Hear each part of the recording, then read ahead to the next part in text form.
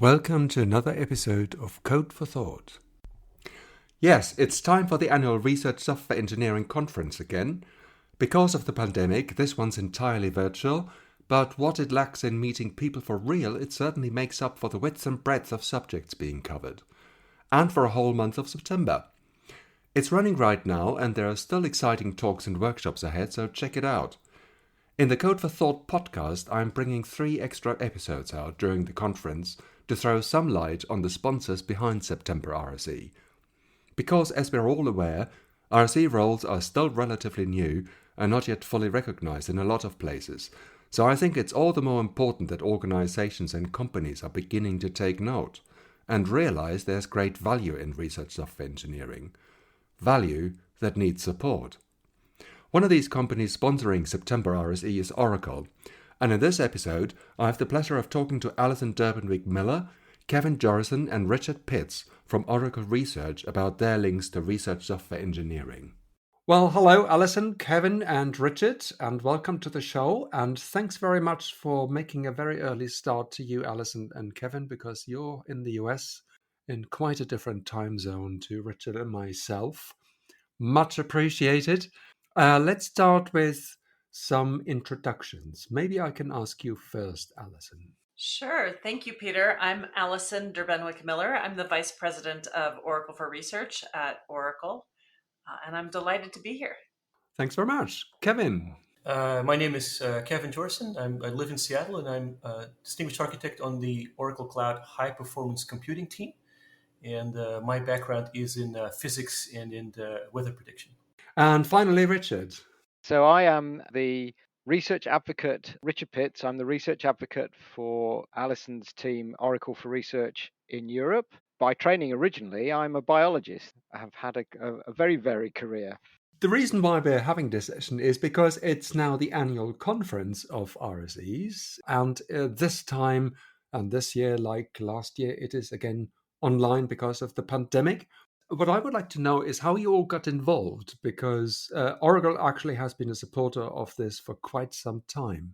Perhaps I could take that to start with, because I was the first to be involved with it from Oracle pre-sales, because I started working on projects with the University of Bristol using Oracle's database with graph techniques.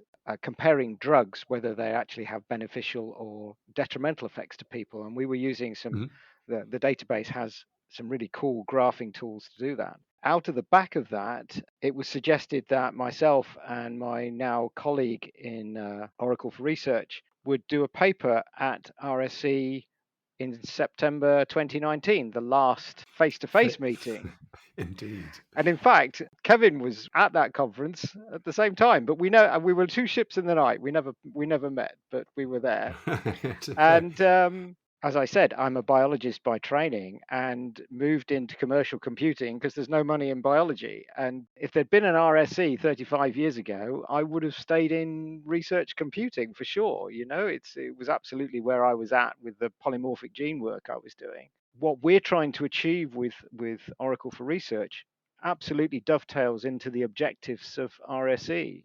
RSE I see as really important in giving a voice to a community that struggles to have it heard. You know, there's always the researchers get the kudos, but these people that back and support them with the complicated maths and compute that follows with that, it's really important. And we're very keen to support and nurture that community outside of our wider remit. Absolutely. Actually, I think the research software engineering role is so critical to the sustainability of research software over time, and really to the efficacy of research holistically. And at Oracle, you know, really we're committed to supporting research writ large. Our goal is to empower researchers with cloud computing so that they can focus on their research work, they can push the boundaries of discovery, and they don't have to become computing experts themselves. So we really partner with research software engineers and work closely alongside them to enable researchers to focus on their work.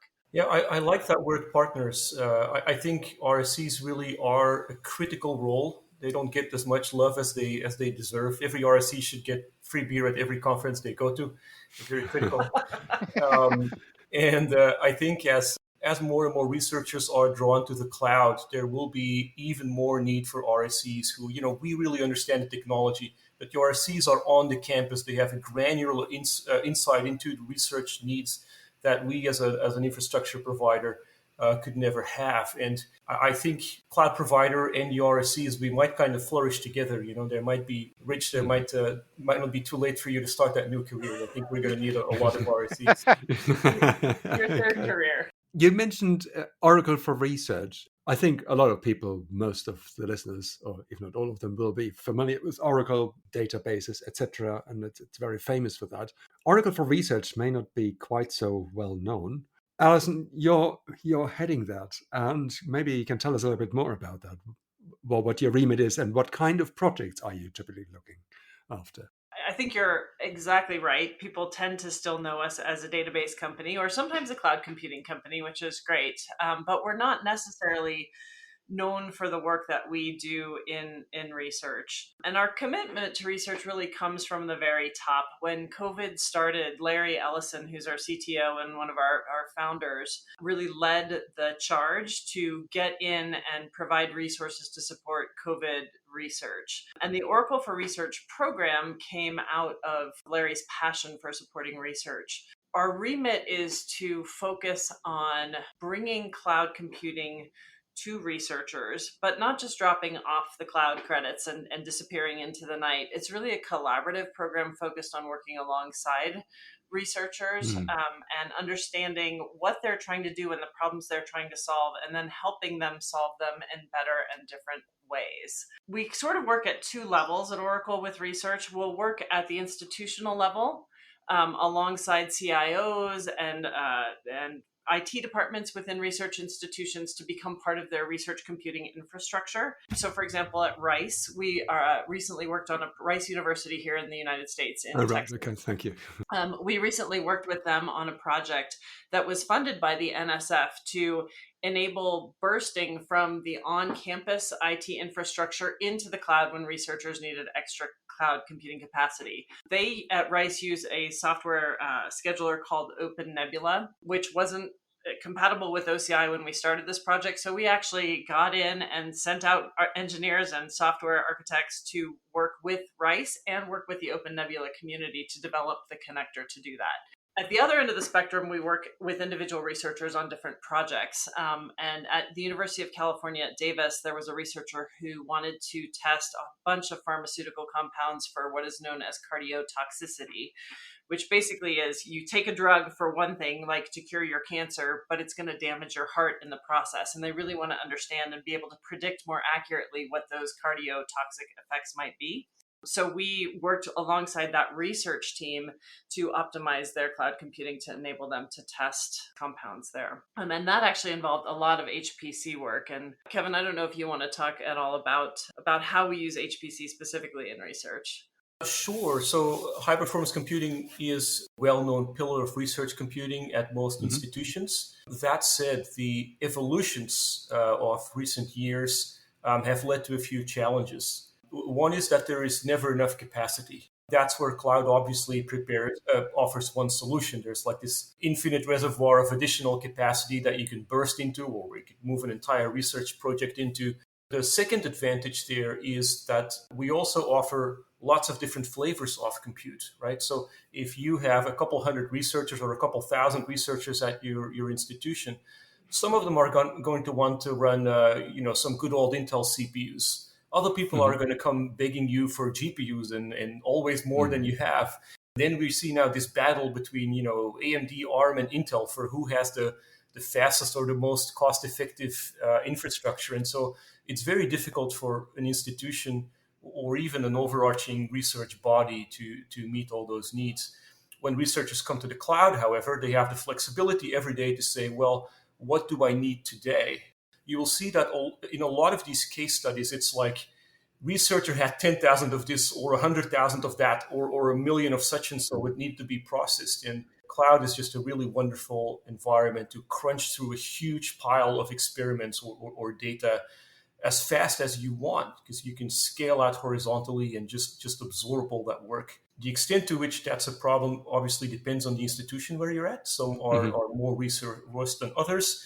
And I think we also all know that certain departments that traditionally have done a lot of HPC have easier access than if you're maybe in the social sciences or something like that. And so a lot of these new fields especially, I think, benefit from being able to access modern platforms.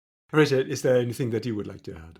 Well, just building on what Kevin was saying, actually, during the COVID crisis, we've been working with lots of different researchers finding treatments and finding and helping build the vaccines. In Australia, with Flinders University, they've been using HPC compute on Oracle Cloud to look at modeling drug efficacy with great effect, because they're not competing with anyone else for the HPC resource. Once they've got it, it's theirs until they've finished. They get through the work very quickly. Another classic example, which is another great case study, working with Imre Berger's team at Bristol University. They were fortunate enough to discover the pocket that resides in the COVID spike using cryo-electron microscopy, taking the literally thousands of images that they take of the virus, and then stitching that all together on the Oracle Cloud using Christopher Wood's Cluster in the Cloud technology as the basic platform for this, and discovered, almost by accident, this druggable pocket that resides in the spike. If you think of it like a suit pocket, when you're wearing a suit and you've nothing in the pockets, you won't see the pocket. It's just lying flat on the jacket. If you put something in there, it looks like an eyesore, and particularly on me. But with the COVID spike, they were fortunate to actually have images of linoleic acid in these pockets. And when that pocket is loaded, it no longer can infect a human. And that's led to some fantastic developments in possible therapeutics for helping people with COVID. Imre's now has got a startup working on that called Halo Pharmaceuticals, which is looking at exactly how they can turn that into a treatment. That sounds all very exciting. So there are two sound bites that I would like to home in a little bit more on. First is Oracle for Research is actually fairly young then. It is a response to the COVID crisis. Would that be correct in saying that? It was coincidental, actually, that we started around the same time as COVID. So the program itself started in May of 2019. And then we were sort of running in pilot mode and working with researchers and really trying to understand what are the problems researchers are trying to solve and where can Oracle bring its experience in data management and data use and computing to help them. So we kind of ran in this pilot mode for almost a year. I actually went to California and had a meeting with Larry Ellison and some other senior executives on March 3rd of 2020, when they said, yes, this is a great program. You guys have got it figured out. Let's push it out into the market. And then the whole world shut down on March 13th. And it really was that fast. So it was sort of a happy coincidence, actually, that we had built the program right at the time that so many researchers needed help working on COVID. But the program didn't start because of COVID. Might I add a comment, though, to what Alison just said? Okay. One way I like to look at this, though, is Oracle entered the cloud game a little bit later than some of the other major players in the field. We decided to try and learn from previous experiences in the market. When it comes to research, I think you'll find that a lot of researchers have had past experiences with cloud companies that they perhaps didn't fully enjoy. They didn't feel fully heard or fully treated the way they should be. So at Oracle, we're trying to learn from that and do things right.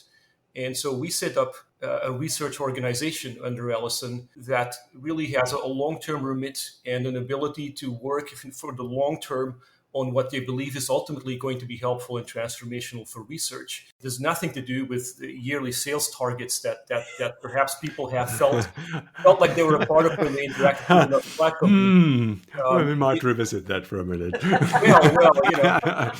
In my field with high-performance computing, a lot of people over the years have felt that cloud companies cloud providers offered them something, but it wasn't exactly the HPC that they wanted. They wanted an HPC that sure had like that flexibility of the cloud that I described earlier, that helps you adjust to the workload of the day, but that still performed as well in as familiar a way as the traditional HPC on the campus. And so when Oracle started building out high performance computing, we said, no, we're going to have a proper HPC network interconnect. We're going to do bare metal. We're not going to have virtualization layers. We're going to set that up so that this thing is going to, our HPC is going to perform just the same as what you might otherwise buy on your campus. So in both cases, we're really trying to have sort of a second generation approach. That actually is an important point. At some of our peer companies, their focus on research is really primarily sitting in their marketing and sales organizations. And we have decided to set our research organization and our focus within product development. So this really is something we are committed to and invested in as a long-term project, and not something where we're just trying to sort of break into a new market. I originally wanted to talk about Open Nebula, but I think let's talk about this for a second. So it's quite a crowded space. And of course, cloud computing over the last few years has been hugely successful. I guess that it's also successful for Oracle, but it's been hugely successful in the commercial environment. But what's in for Oracle when it comes to research? As you say, the bottom line is something that all companies need to look after, right? I mean, and quite rightly so, because after all, they need to be self-sustaining. Do you see that becoming at least equally important as the commercial part of it? Or what do you think are the benefits for a company such as Oracle to go specifically into research? What's in it for you, is, I guess, my question. Well, I would say that a lot of good ideas and a lot of new technologies start in research. And so there's certainly a strong motivation there for us to be present. Like in high performance computing, at least half of the popular applications are open source applications that were started by a research group or are often still owned and updated by a research group. There is no way that we would not want to be in that space and that we would not want to collaborate with those people. Lots of ideas spin off and then turn into startups and then get adopted by enterprises, right? So I mentioned earlier that weather is sort of my field that I really like paying attention to. I enjoy it because people are so lovely. They all have institutions in lovely places like in the mountains or by the sea, what have you. I don't know how to get into it. All that work starts at universities, and then a few brave souls set a startup, hire a few people out of a national Institute for Weather or what have you. And then once it's proven out, larger enterprises adopt this. And so, very soon we're going to see applications in agro-industry. It's already happening in finance and whatnot. That's going to bleed into a lot of other sectors. And so it's really great if, as a technology provider, if you can be in contact with that community early on, when the open source academic community is just sort of setting up the frameworks and data structures and what have you. We also have a role to play, I think, especially in those fields where the same workloads might be happening or the same data sources might be used across public and commercial sector. Cloud is actually a wonderful platform for that cross-pollination to happen.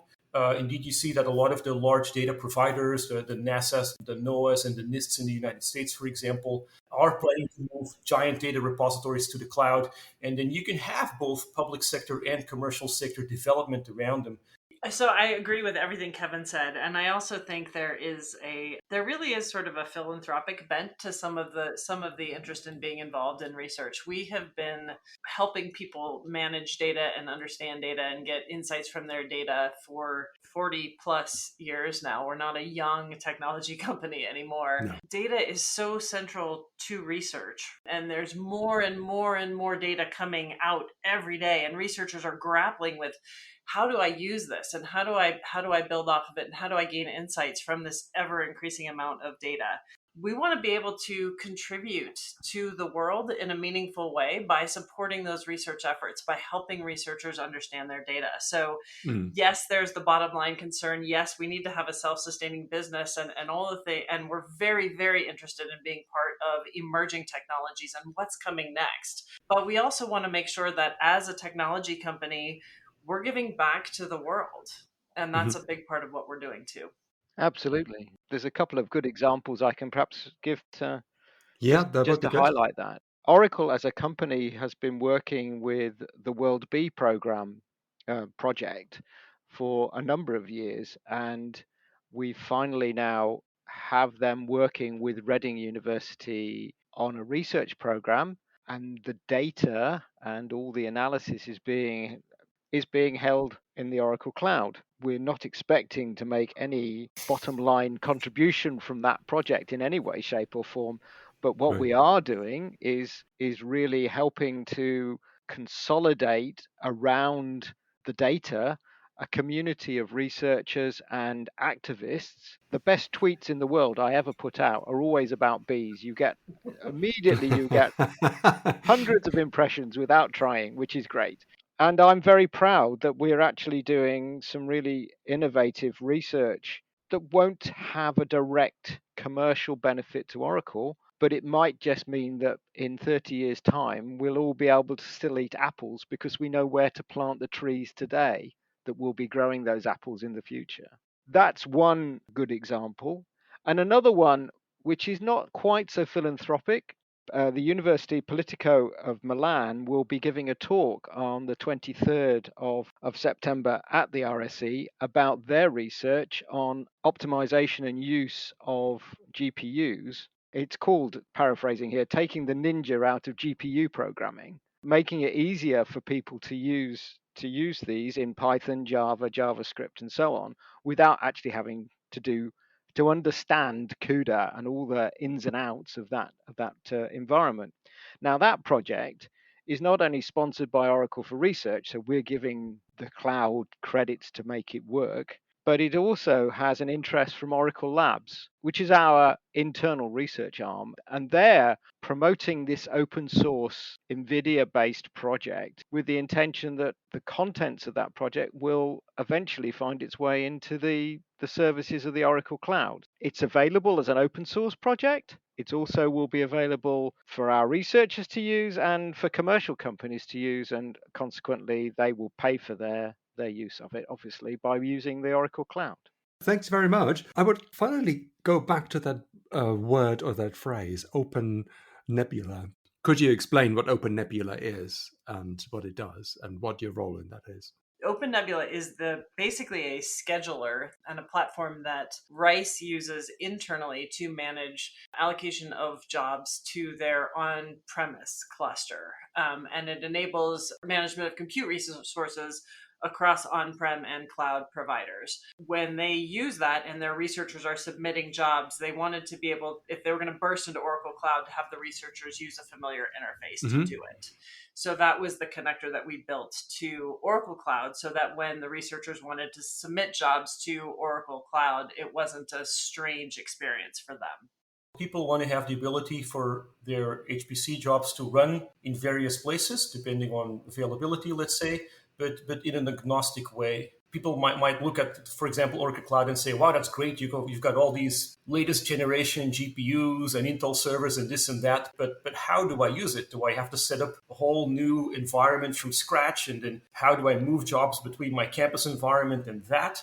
And so the Open Nebula solves that problem. It integrates the environments and it can move work from one place to the other in a way that's going to be, that the researcher can then be agnostic to. Now, there are a number of solutions that purport to doing something like this, but Open Nebula has its roots in the academic community. It's not a commercial scheduler. I forget where it was developed, but one of my colleagues probably knows. And that's, again, something that we are very keen on. We have engineering resources, of course. Alison has her own dedicated team of engineers who just work on research-specific solutions. But we want to help researchers. We don't want to be too prescriptive. Like, we know that there are problems with traditional data formats and traditional software and whatnot, but we're not going to say throw away what you have and do it's the Oracle way or the highway. That's not our approach. We very much want to work with the popular frameworks that are out there and that have proven their worth, or that, for whatever reason, have the confidence of the academic community. I would like to move on to another interesting subject that's also increasingly important it is already very important in research, which is artificial intelligence. And I believe you're working with the University of Edinburgh on that. And I wonder if you could talk about that a little bit, what the collaboration is. Oh, yes. This is one of my favorite current projects. It's absolutely great fun. What is it? So the linguistic community runs a competition every year to look at algorithms for statistical machine translation. So that's basically, rather than trying to learn the rules of a language, which is generally regarded now as being too difficult, they're using learning and a whole set of data which they learn the rules and develop the rules of translation from just looking at the data. And so this is a statistical machine translation is a thing as such.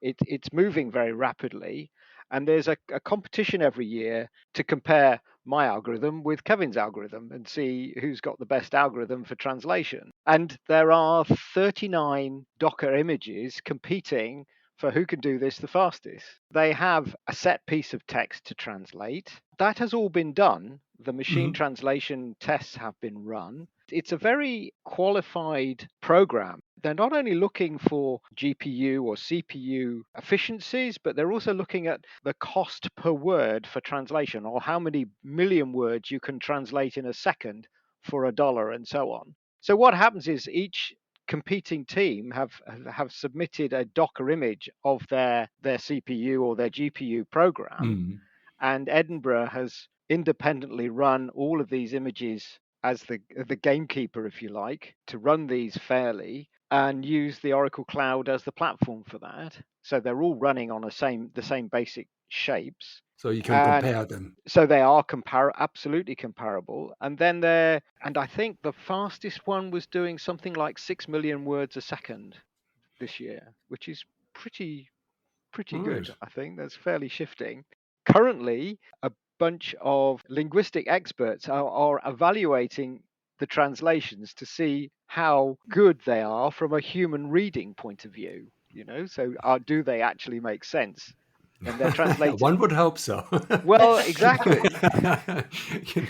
So exactly, they're really keen to progress this, and it's a very interesting area because now, if you look on some websites, for example, people are offering translate this page to another language. And in fact, some people are actually saying this is a machine translation. So you can understand maybe it's not always going to be perfect.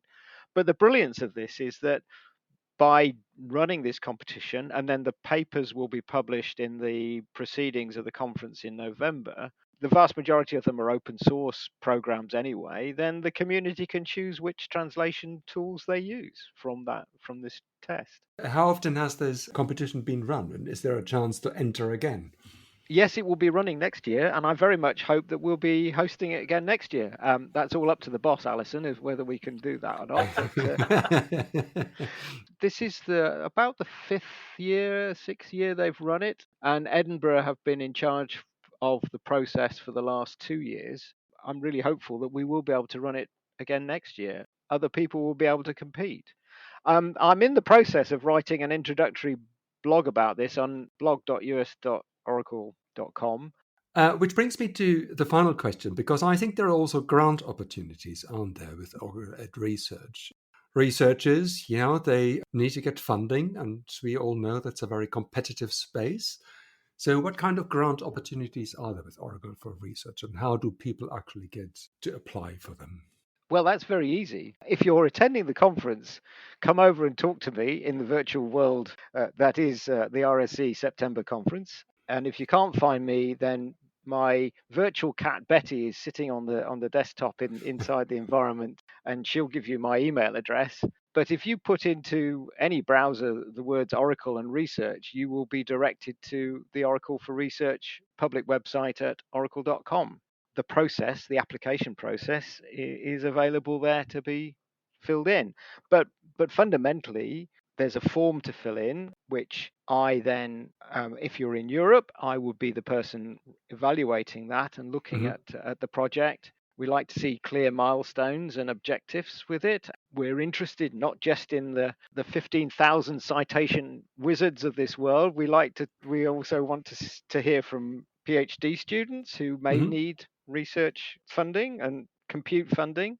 We won't always say, well, they haven't got any citations. That's not necessarily a bar to entry.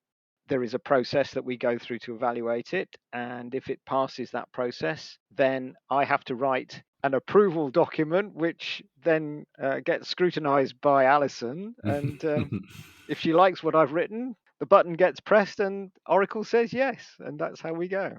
What kind of research would you be supporting? Is it any research? Does it depend on the quality of the application? Obviously, it does that. Well, but is there any particular areas that you focus on? Well, Alison, perhaps you want to define the core areas, but we're fundamentally interested in anything, aren't we? Yes. So we support basic and applied research projects, and we support research across all disciplines. I'm actually personally trained as a historian and a lawyer, and so my interests are not in the hard scientists personally, and I'd love to see us get projects like digital humanities projects or other things that are not necessarily bioinformatics or genomics or some of the usual suspects. But we're very interested in supporting research across disciplines and advancing knowledge generally.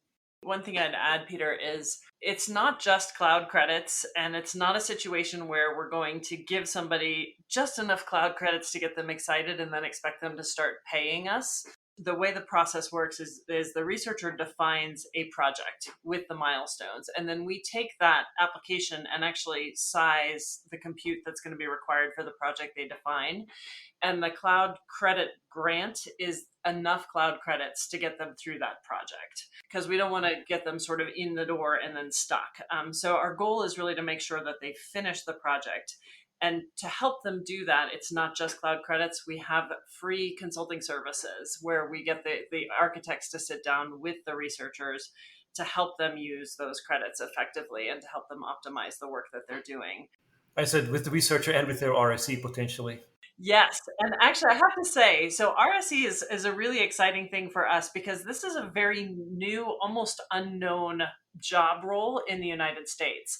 I think Europe and the UK are way ahead of us in terms of actually recognizing RSEs as a profession. And I'm hoping that our US counterparts and colleagues will look at this conference and will look at RSEs in Europe as a model for the professionalization of research computing in a different way than we have historically in the United States. I would like to thank you all very much, and I wish you all the best for the future. Thank you so much for having us.